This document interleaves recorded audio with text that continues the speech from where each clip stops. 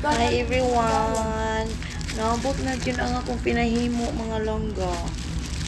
Pinahimo na ko ni mga langga sa remembrance ako ni sa umbana nga sa una pang panahon sa naa pa siya dili mi maglagyo dili ko mulakaw nga wala siya.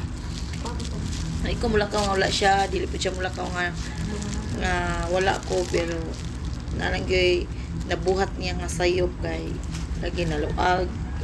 Dili sa tanan nga lakaw niya na ako, pero sa tanan na kong lakaw na siya.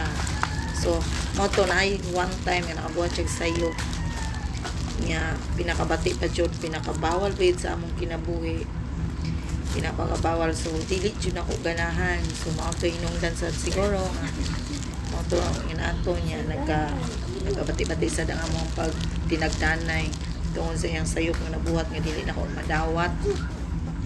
Kaya ako bisan nag-content ko mga inana mga langga, walay involved nga lalaki nga gikamit nako. Walay personalan akong gimit, only for views, only for content da jud ang mga langga. Pero nga nung nabuhat to niya siguro sa iyaha ra jud niya bisan siya kadawat nga sigihan mo siya istorya sa iyang sayop. So karon din mga langga lagi ako lang kung ginauna first unta naguna-una ko is magpatato ko sa iyang now. Ako gi siyang ipatato kay gusto na ko nga kanang bisan asa ko pa dong is magkuyog mi, no? Kay kana ako tanan akong nasa social media is ako ra jud nang gibuhat kay dako kay rason nga no kana ang akong gisudlan nga trabaho.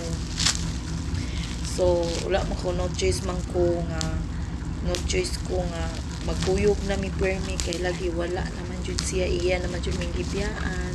So mo ning nagpahimo na lang jud ko ini customize na yang picture nga pwede na ko bisan asa ko pwede na ko siyang dala-dalaon. So